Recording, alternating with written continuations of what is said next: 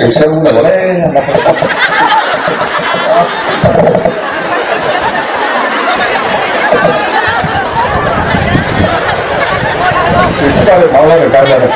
না সময় আছে আমার মাজত খালি পৰা মেলা মিটিং কৰিম চিন্তা কৰিব নালাগে সব কথা কৈ দিব বিটিসি বিটিআরআव সিধা সিধি লিডার নাंगौ हाग्रामा महिलारि सारबायदि नांगौबा नांगौ नाङाबा नाङा बिटिसि बिटिआरनि जनजातिफोराबो हाग्रामा महिलारि सारबायदि लिडारखौसो लुगैयो जोंनि ट्राइबेलानो जा बर'आनो जा हाग्रामा महिलारि सारबायदि सिधा सिधि बुंग्रा नांगौबा नांगौ नाङाबा नाङा बेबायदि लिडारखौसो नांगौ इलेक्शनखौ गेलेनो हागोन बिनि थाखाय आहा गावनि सायावनो भरसा गैया थाखा फैसा थायोबा आलादामोन आङो दखना गाननानै पार्लियामेन्टआव थाङोब्ला जाथिखौ परिचय होनायनि क्षमताखौ मोनगोन परिबेशखौ मोनगोन बे हिसाबै आहाबो लुबैनाय दंमोन भिडिअनि फुटेजाव खोनाखाबाय आब' प्रमिलाया सिधा सिधि बुंना होबाय गाव गेलेया नाथाय बिपिएफ पार्टिखौ देरहाजानो लुगैयो आंबो लुगैयो हाग्रामा महिलारि सारबायदि लिडार नांगौ डाइरेक्ट सिधा सिधि बुंनो हानाय सोरबा सिनि बायदि बुंनानै थगायनाय सोरबा बेरेमोदै बायदि बुंनानै थगायनाय बेबायदि लिडारखौ बिटिसि बिटिआरनि गुबुन जनजातिफोराबो लुगैया जोंनि ट्राइबेलाबो लुगैया जोंनि बर' हारियाबो लुगैया बिनि थाखायनो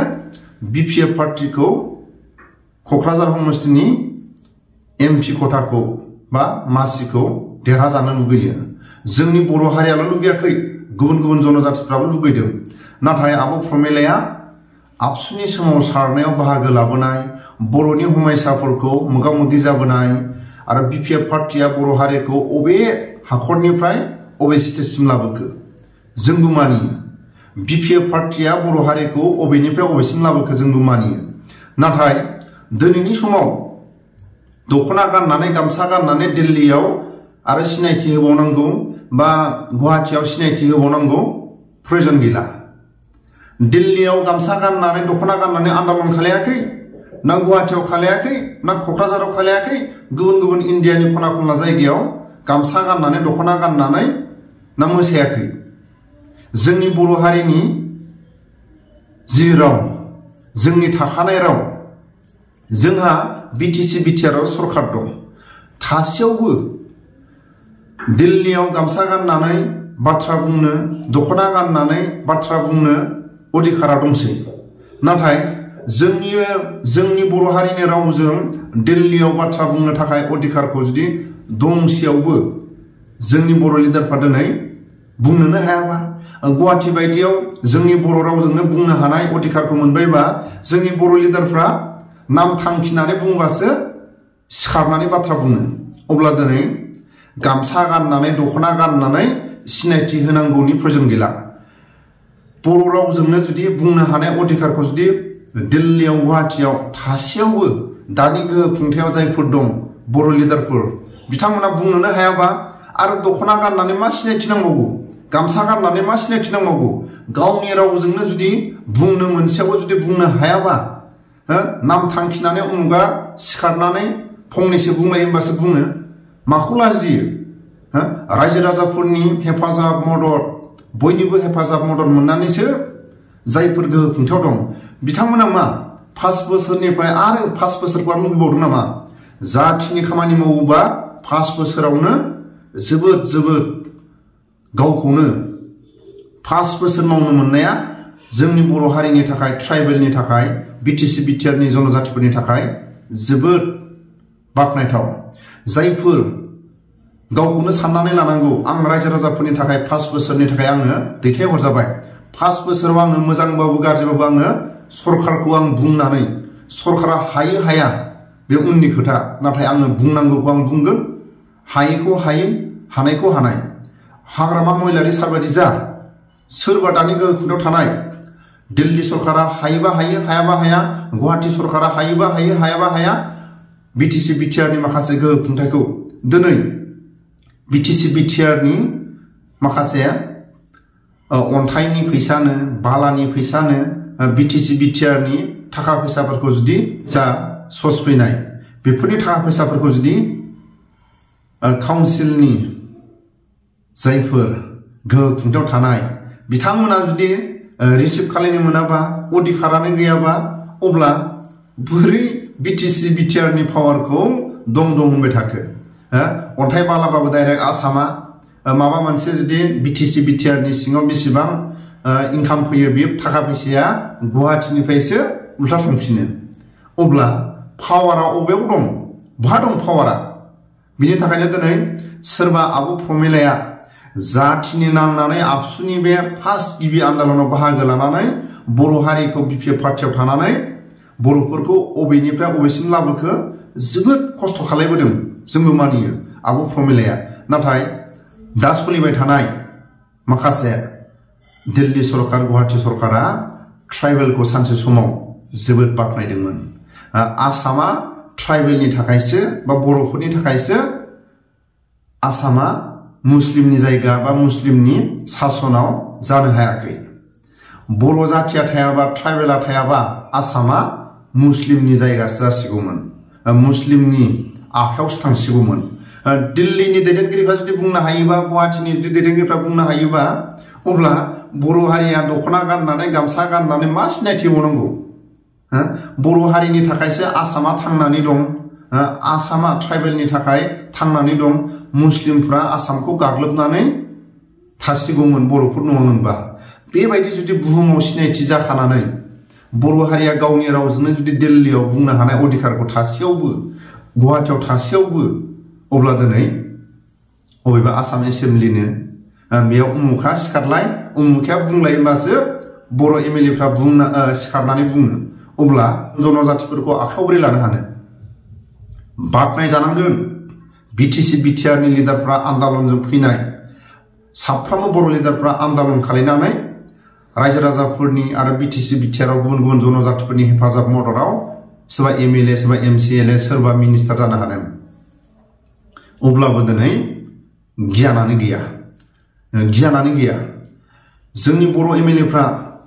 बुंनांगौखौ बुंनांगौ डाइरेक्ट अब्लासो बिटिसि बिटिआराव गुबुन गुबुन जनजातिफ्रा बर'फ्रासो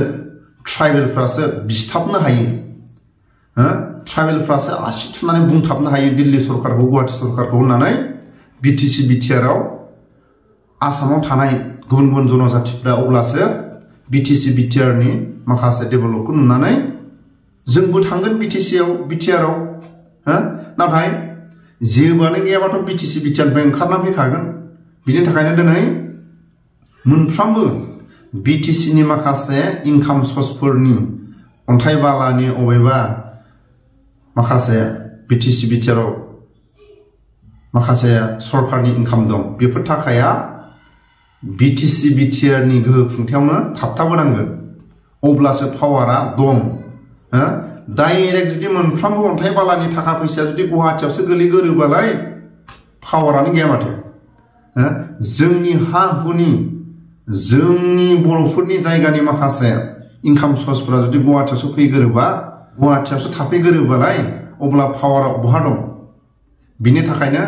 आबु प्रमिलाया बिपिएफ पार्टिखौ देरहाजानो लुगैनानै खस्थ' खालायदों बे बैसोआव जोबोद बाख्नायथाव नाथाय आबु प्रमिलाया गाव गेलेया होनदों जोबोद बाख्नायथाव आबु प्रमिलाया आरो दिल्लीयाव थांनानै गुवाहाटीयाव फैनानै माखासे बे बैसोआव दिल्ली सरकारखौ बुंनो थाखाय गुवाहाटी सरकारखौ बुंनो थाखाय दखना गाननानै थांलायनांगौ प्रयोजन गैया बर' रावजोंनो बुंनो हानाय अधिकारखौ जुदि थासेयाव मानो दखना गानलायनांगौ मानो गामसा गानलायनांगौ बुंदो बर' रावनि गामसा गाननानै बुङो ना दखना गाननानै बुङो ना लंपेन्ट गाननानै बुंदोल'